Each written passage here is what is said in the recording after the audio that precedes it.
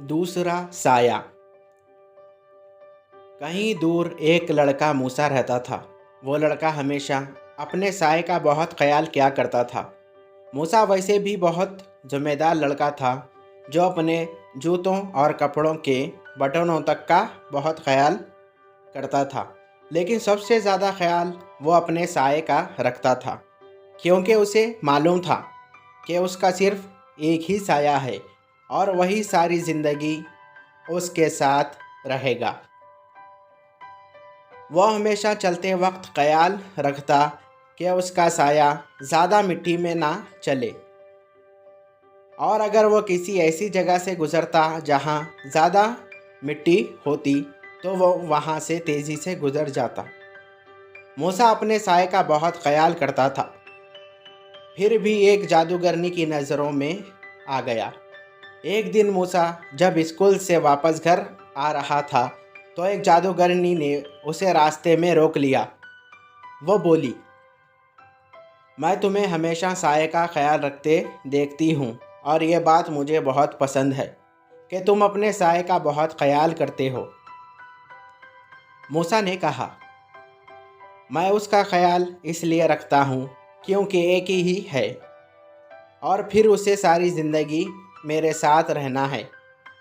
जादूगरनी मूसा की हाँ में हाँ मिलाते हुए बोली, तुम बिल्कुल ठीक कह रहे हो। तुम ही वो लड़के हो जिसकी मुझे तलाश थी। मैं चाहती हूँ कि कोई मेरे साए की भी हिफाजत करे, क्योंकि मैं छुट्टी पर जा रही हूँ। मैं हरगिज़ अपने बूढ़े हड्डियों के ढांचे जैसे साए को साथ लेकर जाना नहीं चाहती। तुम जानते हो, कई दफ़ा ये साए बड़ी मुसीबत खड़ी कर देते हैं। मूसा ने हैरानी से पूछते हुए जवाब दिया, लेकिन मेरे साए ने तो कभी मुझे मुसीबत में नहीं डाला। जादूगरनी बोली, हो सकता है तुम ठीक कह रहे हो, लेकिन मेरा मसला ये है कि मैं 2 हफ्तों के लिए अपने साए से छुटकारा हासिल करना चाहती हूँ। मैं उसे किसी ऐरे गैरे के हवाले भी नहीं करना चाहती। मेरी ख्वाहिश है कि मैं उसे तुम्हारे हवाले करके जाऊं। मूसा डर रहा था, इसलिए उसने मुनासिब नहीं समझा कि वो किसी जादूगरनी से बहस करे। वो बोला, ठीक है, मैं रख लेता हूँ, लेकिन मेहरबानी फरमाकर जल्दी वापस आ जाइएगा। जादूगरनी अपने तरफ से निहायत महज़ब अंदाज में मुस्कुराई। हालांकि मुस्कुराते वक्त वो खासी खौफनाक लग रही थी। फिर उसने वादा करते हुए मूसा से कहा, अगर तुम मेरा साया जो का तो बेहतरीन हासिल में मुझे लौटाओगे तो मैं तुम्हें एक जादू का मंत्र दूंगी जो सिर्फ तुम्हारा होगा। इसका फ़ैसला मैं खुद करूंगी कि तुम्हारे लिए कौन सा मंत्र मुनासिब रहेगा। फिर उसने अपने साए को मूसा के साए के साथ बांध दिया और खुद जादू की झाड़ू पर सवार होकर फिज़ा में बुलंद हो गई। उसके ऊपर सूरज की रोशनी थी, लेकिन उसका साया ये नहीं था। अलबत्ता मूसा के अब 2 साए थे। दूसरा जादूगरनी वाला साया गुस्से में था। यह शायद दुनिया का सबसे बदतमीज़ साया था। हमेशा से यूं ही होता आया है कि साए वही हरकतें करता है जो उसका मालिक करता है, लेकिन ये उसूल जादूगरनी के साए पर लागू नहीं होता था। जब मूसा फलों की दुकान पर सेब खरीदने गया तो जादूगरनी का साया दूसरे फलों के सायों पर मंडलाने लगा। उसने केलों, माल्टों और नाशपतियों के सायों को गिड़मुड़ कर दिया। फल फरोश चिल्लाकर बोला, इस साये को यहाँ से दूर फेंक कर आओ। मैं माल्टों को कैसे बेचूंगा अगर इनका साया ही नहीं होगा, या वो केले कौन खरीदेगा जिनका साया नाशपतियों जैसा होगा। मूसा जादूगरनी के साये को इतनी आज़ाद दुनिया में नहीं चाहता था कि वह अपनी मनमानी करता फिरे। वह बेचारा सेब खरीदे बगैर ही वहाँ से वापस आ गया। फिर शाम को घर में चाय पीते हुए जादूगरनी का साया दीवार पर चढ़कर फैल गया।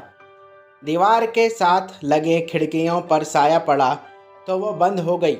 उसे देखकर मियाँ मिट्टी को दौरा पड़ गया। फिर उसने कुत्ते के साये की दुम को मरोड़ा तो मूसा की अम्मी ने ज़ोर से कहा, मुझे इस मनहूस साये को दरवाजे पर टहलता देखकर चाय पीने में ज़रा मज़ा नहीं आ रहा है। मूसा, इसे घर से बाहर ही रखा करो। मूसा को जादूगरनी से किए हुए वादे का ख्याल था। उसने बावर्ची खाने में चाय पीना शुरू कर दी। वह अब इस साये की हरकतों को बाखूबी जानता था, इसलिए वह साये को शरारत का मौका ही नहीं देता था। लेकिन इस तरह की रुकावट से साया बहुत नाराज़ हो गया। तभी मूसा की एहतियात के बावजूद साये ने शरारतों के नए तरीक़े सोच लिए। उसने अब मूसा के अपने साये को चुटकियों से काटना और डराना शुरू कर दिया। ऐसी हरकत को देखना भी मूसा के लिए बड़ी तकलीफ़ का अमल था।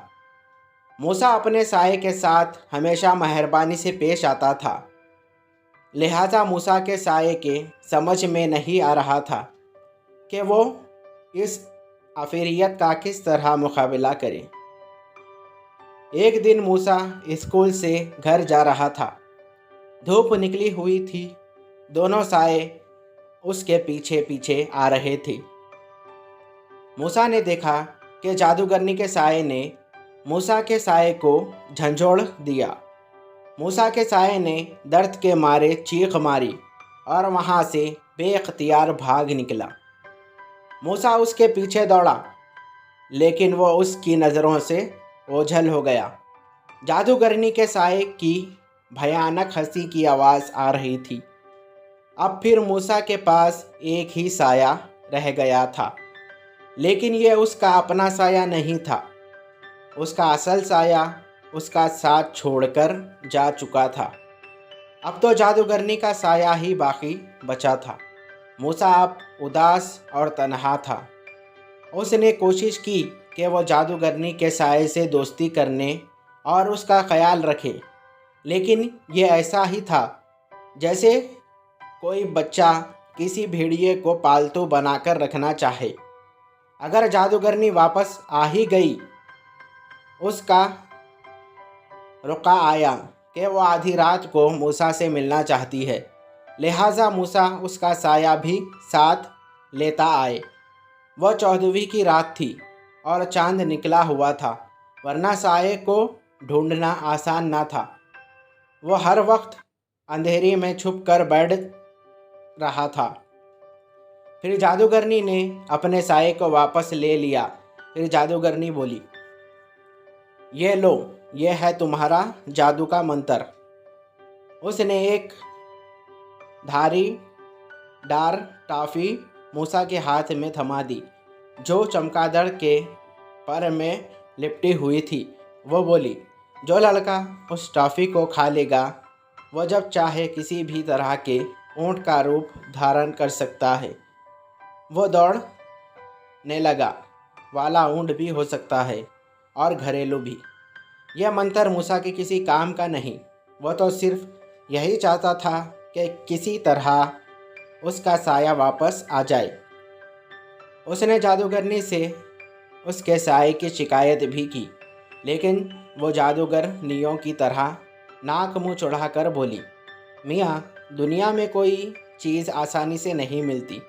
मैंने तुम्हें तुम्हारा इनाम दे दिया है, अब भागो और घर जाओ। मूसा को मजबूरन उसकी बात माननी पड़ी और वो सर झुकाए सड़क पर घर की तरफ चल पड़ा।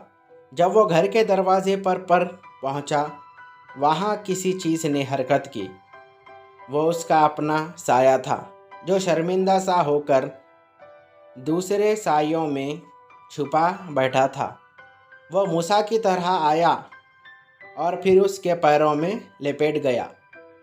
वो इतना खुश था कि बेअख्तियार चांद की चांदनी में नाचने लगा। उसने देखा कि उसके साथ उसके कदमों से लिपटा उसका साया भी खुशी से नाच रहा है। Thank you. हेलो वीवर्स, मैं हूं आपका अपना दोस्त सलमान। उम्मीद करता हूं आप सब खैरियत से होंगे।